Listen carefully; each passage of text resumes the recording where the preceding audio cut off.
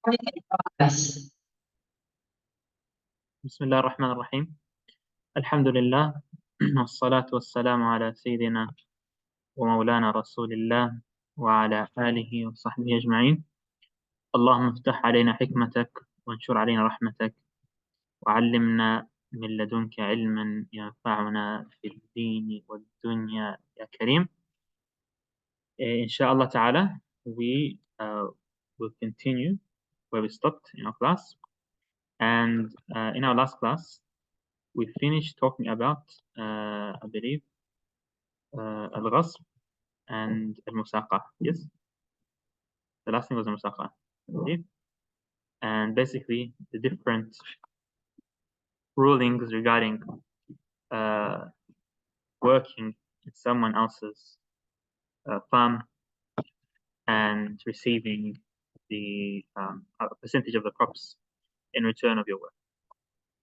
Today, Imam Abu Shuja rahimahullah ta'ala, he is going to take us into another section of fiqh, which is known as al-Ijarah.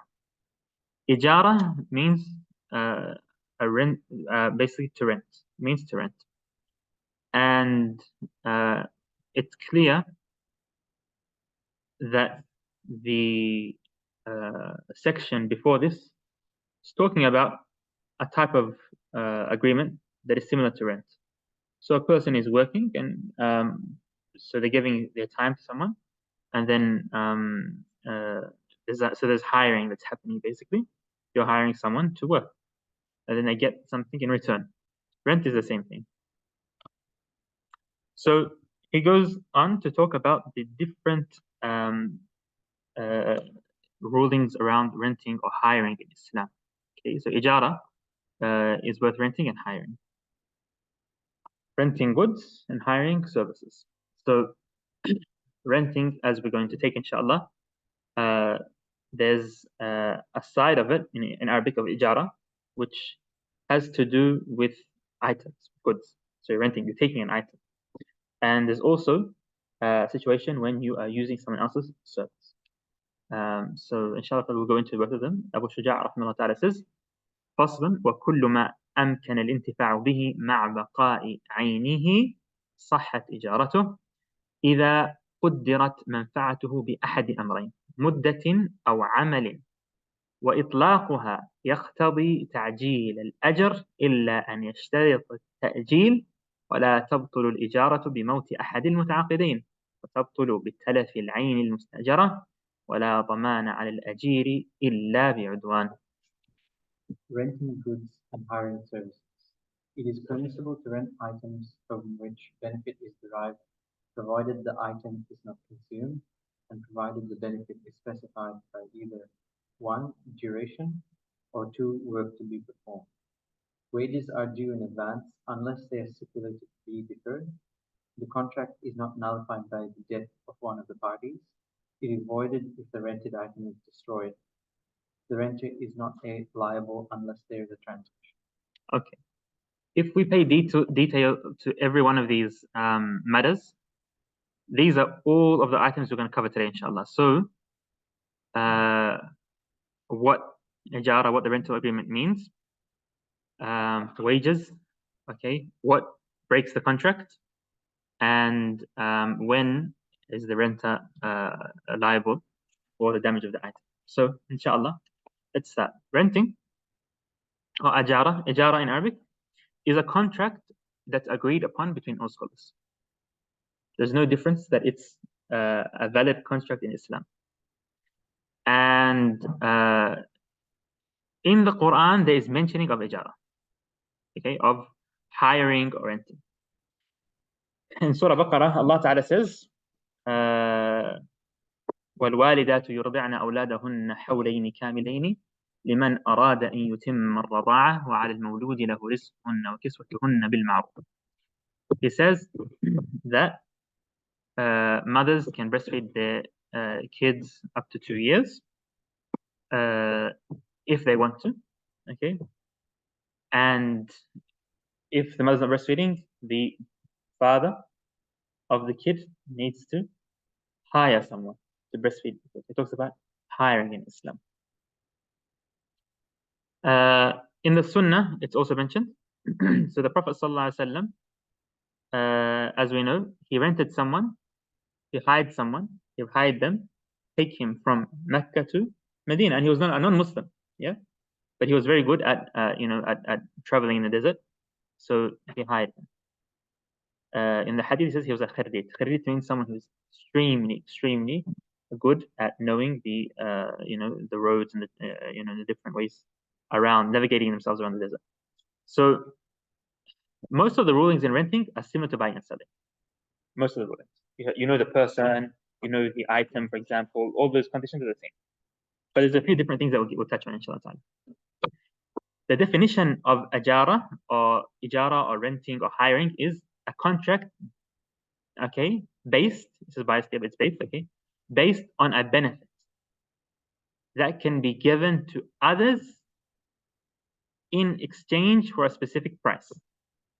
Okay, so it's a contract based on a benefit, on getting something from others that can be given in exchange for a specific price. Why did we say benefit? We didn't say item, even though you can rent an item.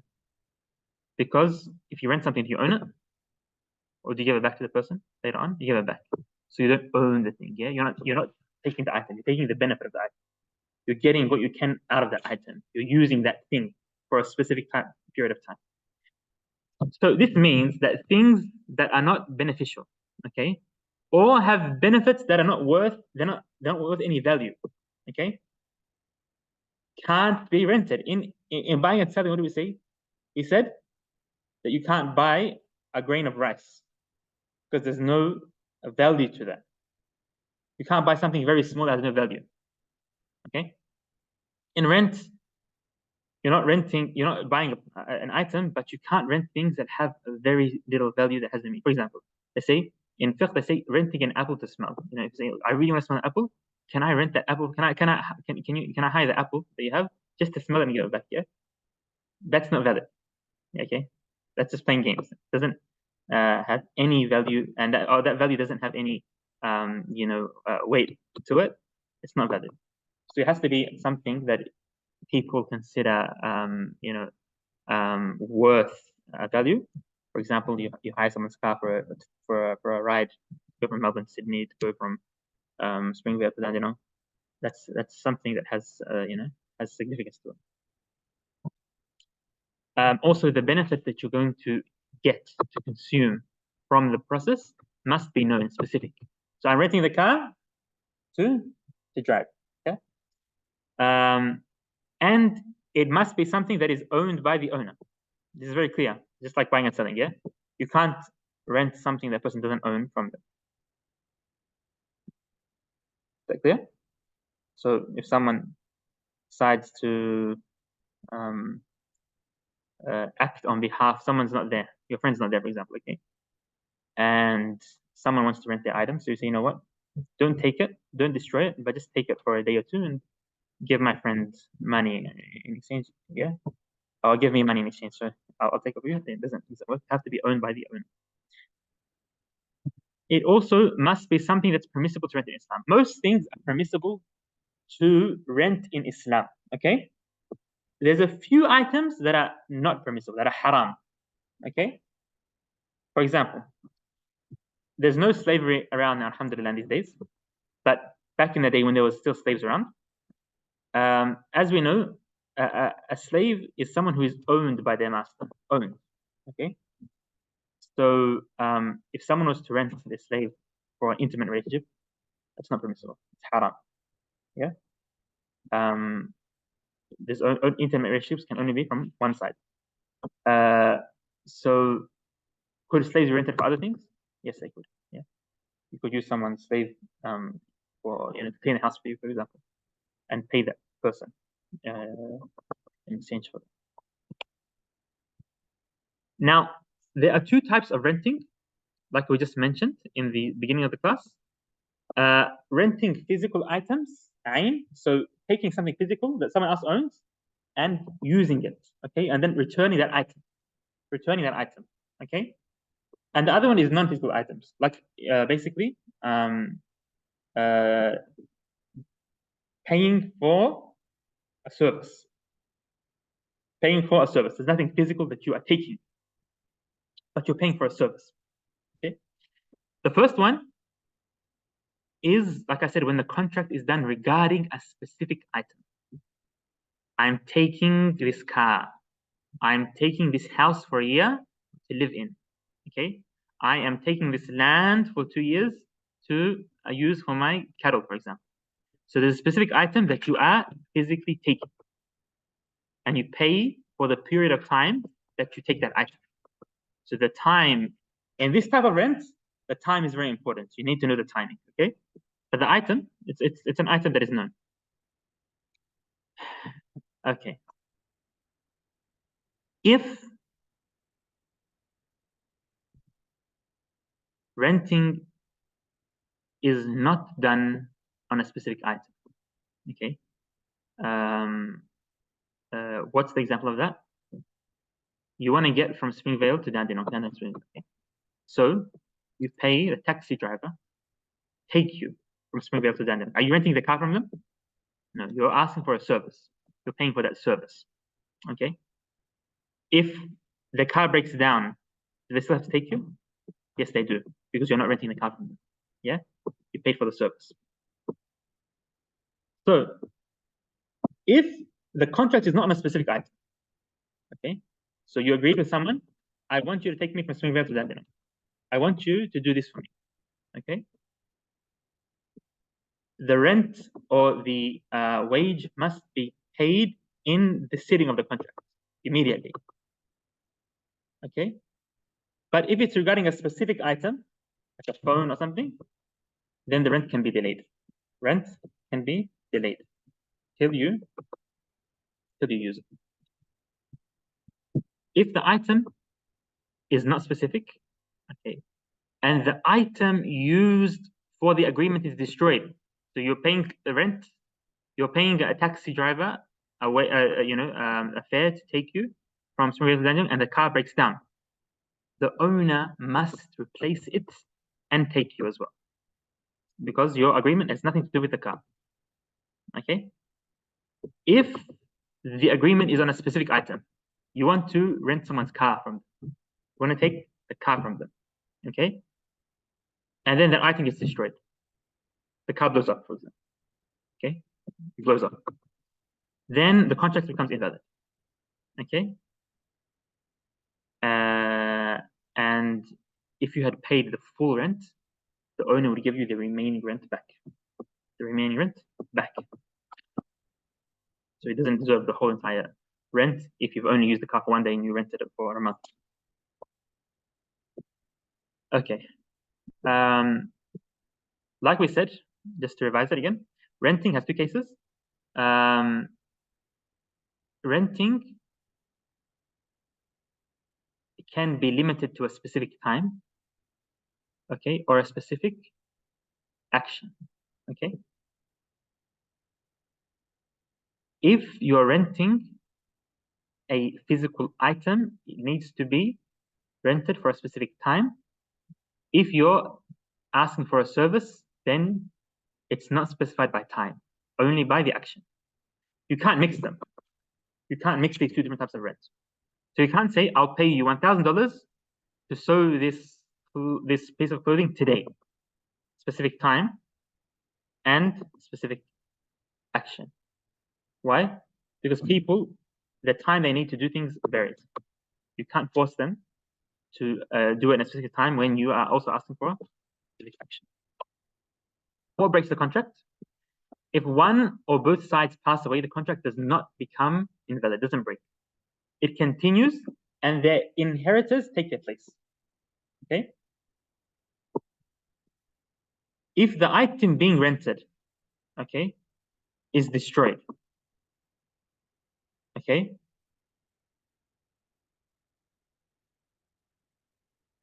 the whole item is destroyed, not a part of it, the whole item is destroyed, it doesn't work anymore, then the contract is no longer valid, as we mentioned before. So that's the case when the contract is invalid. But other than that, the renting contract continues as long. It's a contract that you can't just break for no reason. Okay. So inshallah, after all of this, it's pretty clear that how Abu Shuja says that there's two types of rent. Wages are due in advance unless they're agreed to be deferred. Contracts are not nullified by the death of one of the parties. If the item is destroyed, then the renting contract is no longer existing, and that means when you're renting a specific item, not asking for a service, and the renter is not liable unless there is a transgression. If you have an item, you're renting an item, and it just gets destroyed itself, you didn't do anything to it, then you're not to be held accountable.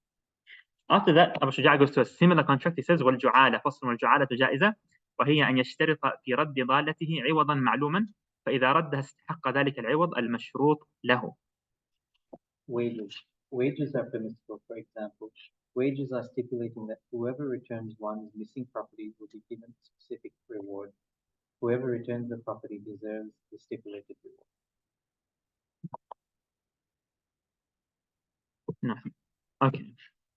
Ju'ala means that you say, for example, whoever does this, okay, I'll give them this. So you are putting a prize or a wage for a specific action, okay? For a specific action. It's similar to rent, but it's a bit more flexible. It's a bit more flexible. You're opening the door. In Surah Yusuf, Allah Ta'ala mentions Ju'ala. He says about Yusuf alayhi salam, that they said to the brothers of Yusuf, وَلِمَنْ جَاءَ بِهِ حِمْلُ بَعِيرٍ وَأَنَا بِهِ زَعِيمٌ. Whoever gets the king's cup and brings it will be gifted what? A whole camel's or whatever a camel can carry, full of worth of food. And there was a drought at that time. وَأَنَا بِهِ زَعِيمٌ. And I am the one who is going to take care of that.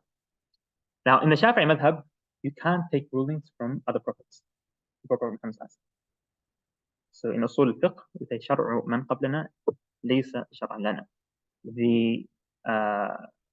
The rulings of the people before us, before Prophet Muhammad sallallahu alaihi wasallam, are not rulings to us. Unlike some other madhab, they consider it to be a dalil, a proof. In the Shafi'i madhab, it's not a proof. Okay, but it's something that is highly possible to be in our religion, in our practice. Yeah. But in the Sunnah, there's a hadith that talks about Ju'ala clearly. So this is the dalil of Ju'ala. It's a long hadith. Some of the companions of the Prophet ﷺ went on a journey, and they reached some of the Arab tribes at night. And they asked basically to let them in. So they said to the companions of the Prophet ﷺ, the companions said to these people, can you let us stay in your area? They said they refused to take them in as guests. Okay. The chief of that tribe was stung by a snake, bitten by a snake, or stung by a scorpion. And they tried their best to cure him, but it didn't work. They tried everything, it wasn't working. So they said to themselves, let's ask those people who wanted to come and stay here. Maybe they have someone who reads things and they can cure us. Abu Sa'id al-Khudri radiallahu anhu was sitting there, and he said, let him come. And he'd never seen this happen ever in his life. Okay, it's the first time he ever did this. He got the man to sit down, and he started to read Surah Fatiha 7 times. Alhamdulillah Rabbil Alameen, and spit on the person. This is the chief of the tribe. Abu Sa'id didn't learn this. He felt that would probably be Quran. And the man stood up and went back to his people as if he was never stung.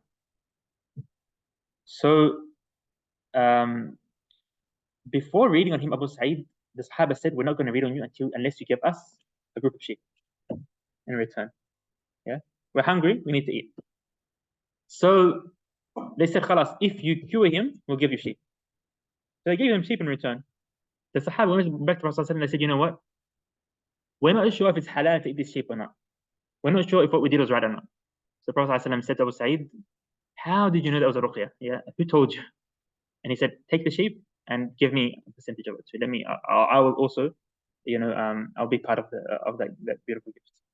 So, putting a condition to a certain service is permissible in Islam.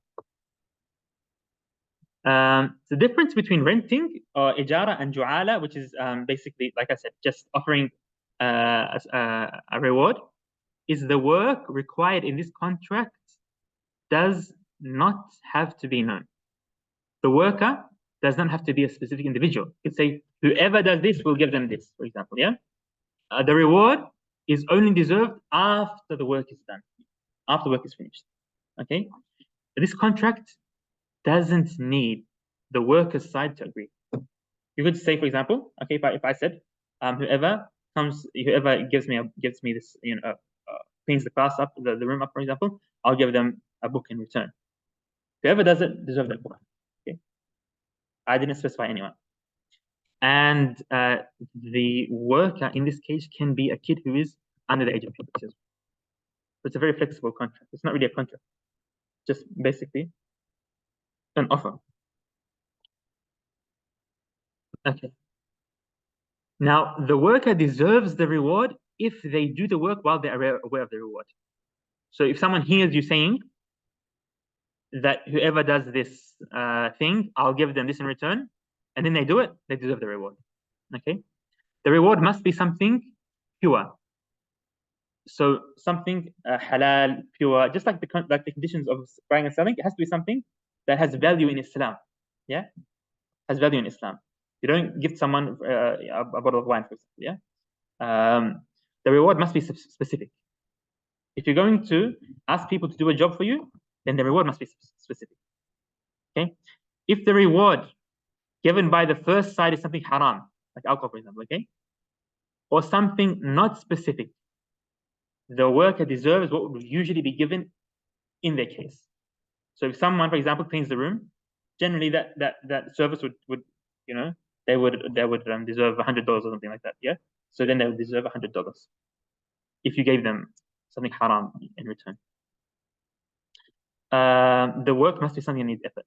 Yeah, it can't be just whoever, for example, whoever stands up deserves this.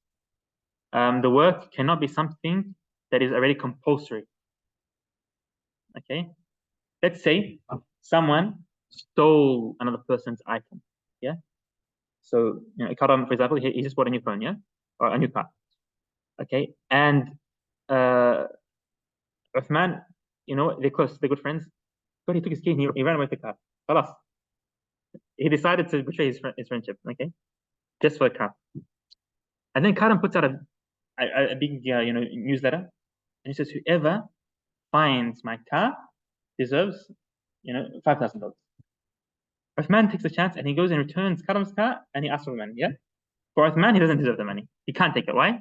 Because it's compulsory for him to return. Every moment he has the car under himself, he's sinful, so he doesn't deserve anything. But anyone else who returns the car would deserve it. Okay. The work cannot be limited by a certain time. So it's an open contract.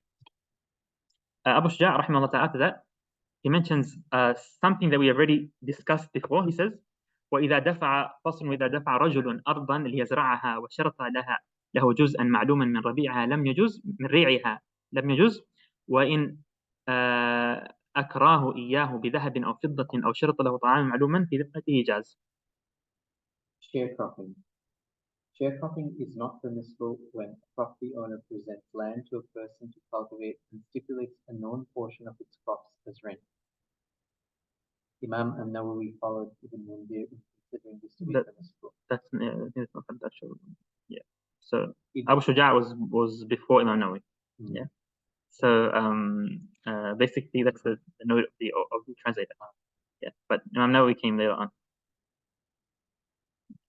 It is permissible if the owner rents out the land for gold or silver, or stipulates a known amount of food which becomes a personal debt that the tenant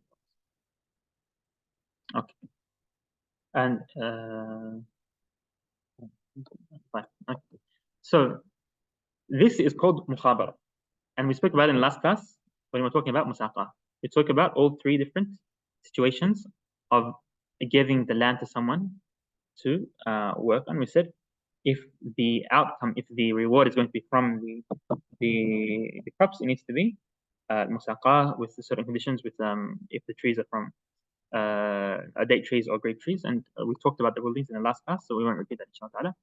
After that, Abu Shuja goes to a very important part of the class. He says, فصل وإحياء الموات جائز بشرطين أن يكون المحيي مسلما وأن تكون الأرض حرة لم يجري عليها ملك لمسلم وصفة الإحياء ما كان في العادة عمارة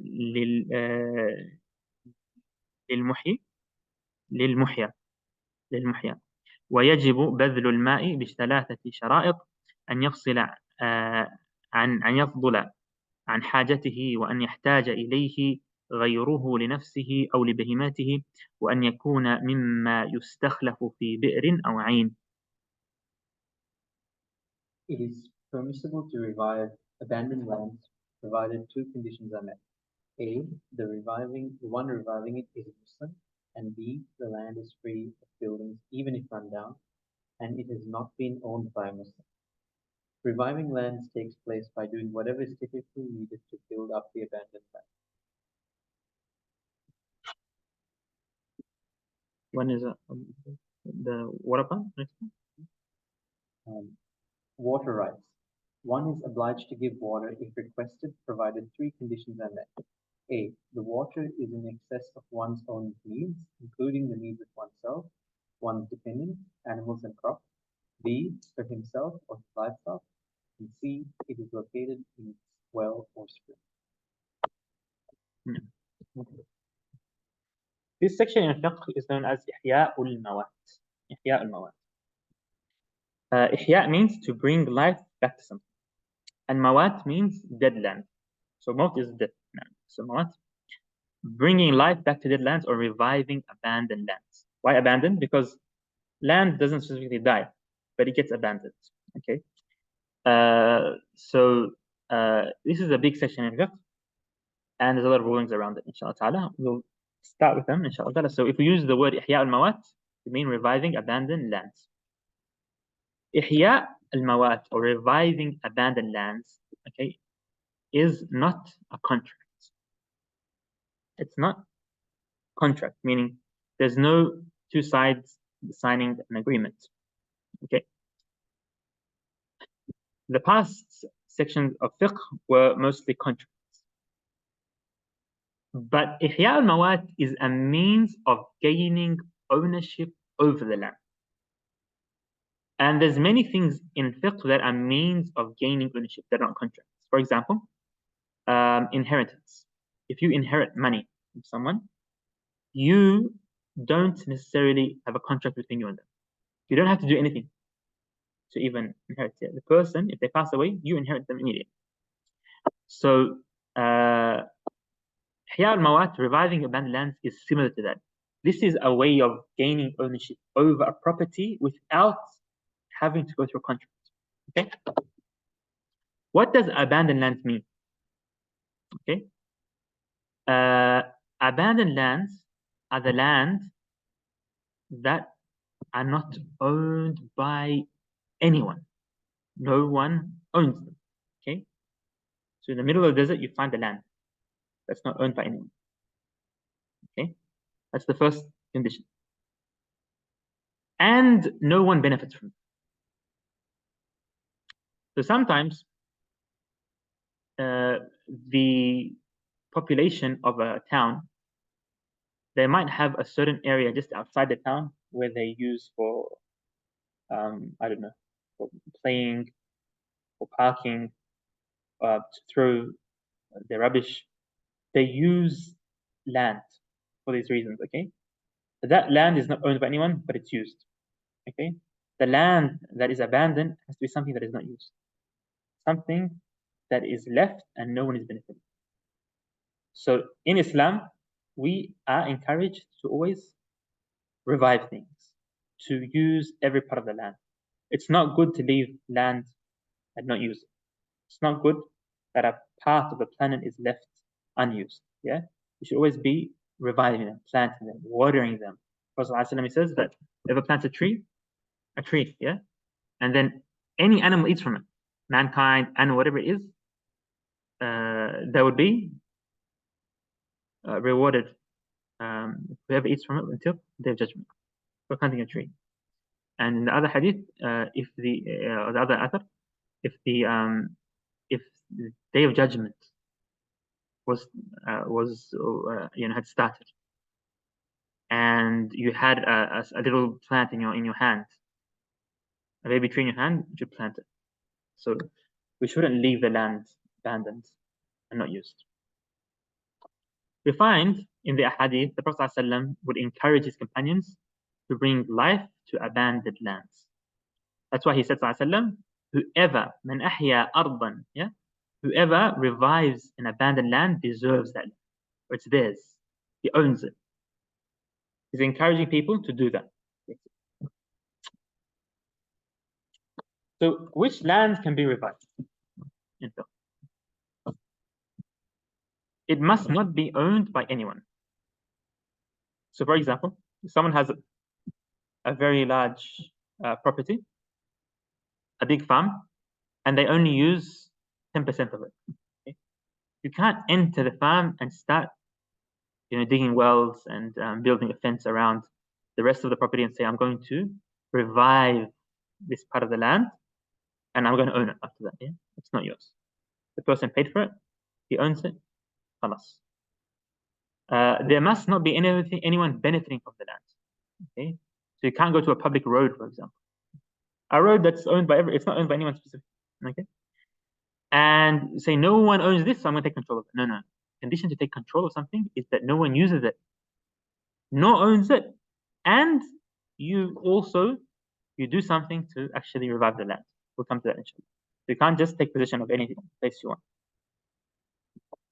Any land that is used by people, okay, even if no one owns it, like a space people in the city use for their matters, they use it as a road, they use it for for resources, cannot be revived either, like I said.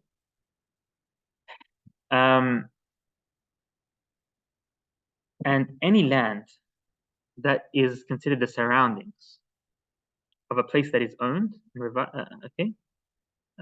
must be, and revived must be left alone. What is the ruling of reviving land in Islam? If the land fulfills the conditions to be revived, it's sunnah. It's recommended to do this. It's recommended to revive land, and then you take ownership of that land. It's recommended to do so. Okay, so it's sunnah or mustahab. The conditions for reviving land as follows. For a person reviving land, if the land is in a Muslim country, then that person should be Muslim. If the land is in a Muslim country, okay. If it's not in a Muslim country, then it's a different scenario. But if it's in a Muslim country, okay, the land must be Muwat, must be abandoned. Okay. Now, is the permission of the ruler a condition to revive the land or not? Let's say you go to a country that has a ruler, and the ruler generally doesn't allow people, or he doesn't give permission to revive land. Is it a condition that the ruler gives you an agreement, it gives you a permission to revive the land, to revive it? According to the majority of scholars, it's not a condition. Yeah, abandoned land can be revived without permission of the ruler.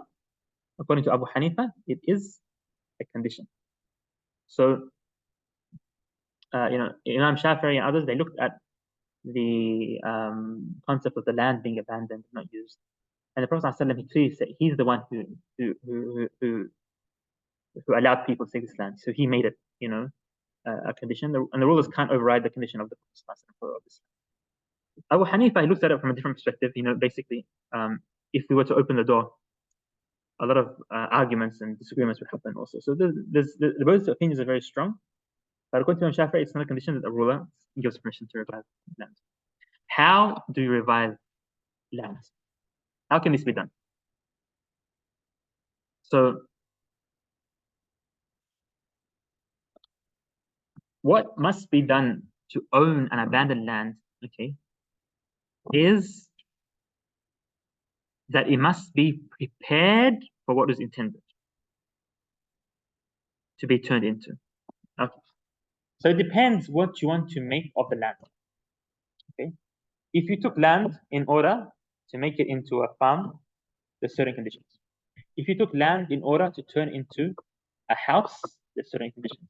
If you took land to turn into an area for your animals to grow, to raise and stuff, there's different conditions. So if someone wants to make the land a dwelling or a maskan, a place where you live, the scholars say there's 3 actions that are required. Number 1, building the house. So if the house is in a land built from brick, you build it from brick. Built from wood, you build it from wood. Whatever people consider to be, bringing, reviving that land, people consider it's according to the people in that area. Also, if you're building a house, you have to have a ceiling. Some countries, houses might not always have ceilings. To revive land, you have to have a ceiling to the house, and you have to place a door at the house. These are the main conditions at the scholars at the time of Abu Shuja that they would consider to be a house. Some scholars say now, for example, you could add to that. So we could say, for example, have electricity in the house. Yeah, have electricity, to have the services that you need in the house, something like that, or to connect the electricity. But generally, you have to set up the place and begin to set it up so that it starts to be unique to you. If the land is a barn for animals, 2 actions are required: building the area for the animals, and then to put a door there. A roof is only required if the people of that place have roofs for the animals. The land is to be turned into a farm. What needs to be done? 3 things. The land must have physical boundaries. So you have to basically build like a wall or something around the area. So all farms have, if you've been to a country that has a lot of farms, you find farm after farm after farm. Sometimes there's no gate, there's no walls between them, but there's something blocking off the farms. There's certain, dirt or something that is high that separates the farms. Okay, so whatever it is, but you need something to separate your land from other people's land. That's the first thing you have to do.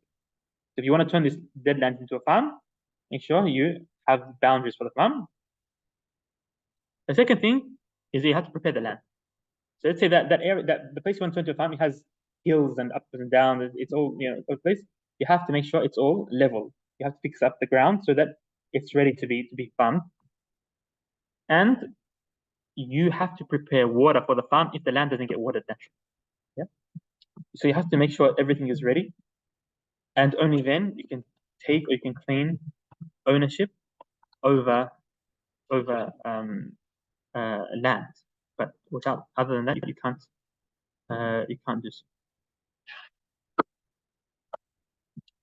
So these are the conditions for reviving a land in Sharia, in the fiqh.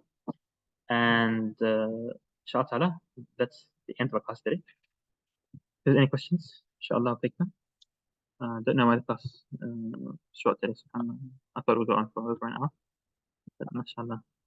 So inshallah, next class we'll try to finish up to the end of inheritance. Okay. So we'll explain a few sections, and then inheritance we'll just read through it quickly, inshallah. We won't go into the details of inheritance because, like we said, that needs a separate class. And then inshallah, so in not next class, the one after that, we'll start in nikah, in marriage, inshallah. And that's a very that will go into more detail then, inshallah ta'ala, because I think it's very important that everyone understands the rulings of marriage in Islam. So from 2 classes from now, we're going to go a lot slower, inshallah ta'ala, in our approach, and go into a lot more detail, inshallah. So as we said, in transactions, we didn't go into too much detail because there are already a lot of different transactions, a lot of confusion already. So we just wanted to touch on them, inshallah ta'ala. But from next class, inshallah, there'll be the last quick class, inshallah, and the rest of them will be a little more detail, inshallah ta'ala. Do you have any questions for today? If not, we'll end early because I also have another Just before they person A has items from person B. He wants to borrow. You don't know?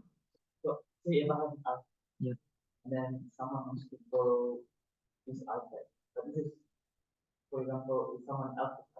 Are we saying borrowing or they're paying for it? They're renting. They're hiring it. Yes. So I have two scenarios. One is, okay, of course, this iPad that's not going to use it, and he says he wants to borrow it. Would it be valid in this scenario where I call my friend? Yeah, you need his permission. He needs to authorize you first. Yeah.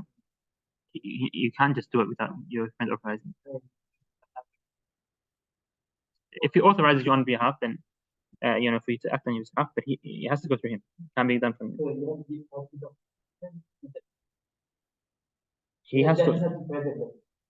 Authorization doesn't necessarily. You don't always have to be present to authorize someone, but generally he has to authorize you. Okay. Without authorizing you, you can't do it.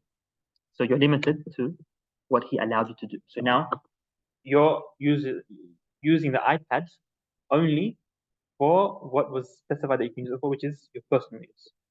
Anything other than that, you're not allowed to use. He authorizes you. If he says to you, you can rent on my behalf, then it's a different thing. But that authorizing you, you can't do it. So basically, if you want to forward and that's the iPad with one hand, and then he has to. If it doesn't authorize you, you have to give it back. Yes.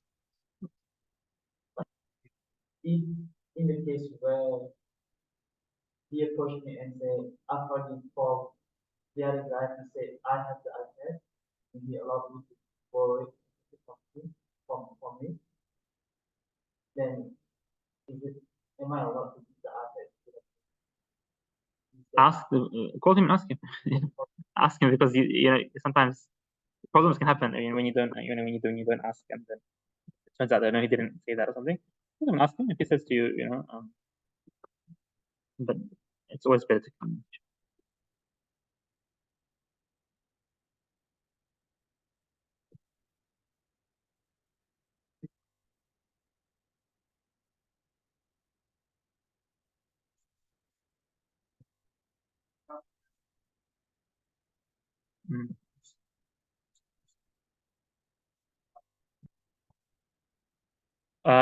You've always had states and nations. Okay, you've always had that. But basically, I don't understand how all governments work. I don't think there's any government that owns all the lands. My understanding is that in some countries, like overseas, I remember, sometimes some of the princes and stuff have to say, you know what, 100 kilometers of land is all mine. So they themselves claim parts of the land, but there's still parts of the land that are not owned by anyone. But like I said, if it's not owned by anyone, then now if the government, okay,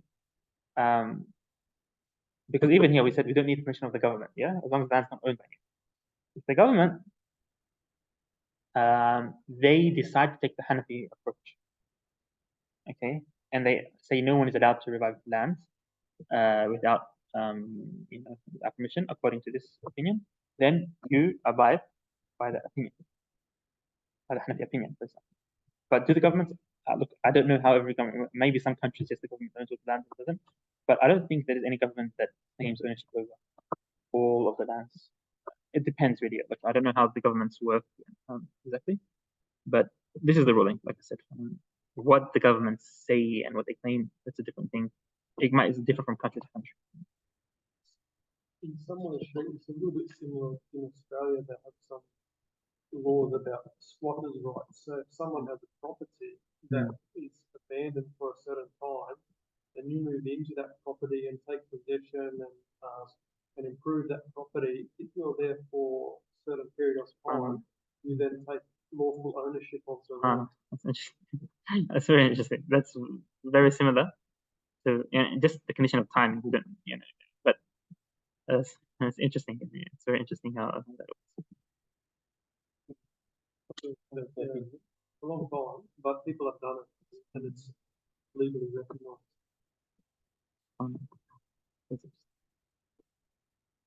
That's good. Then we can We can have Ihyaa al Mawat in Australia. It's the first country to look for it. Probably has been abandoned for a long time. Destroyed. Maybe the house was destroyed. You have to rebuild it and everything. So,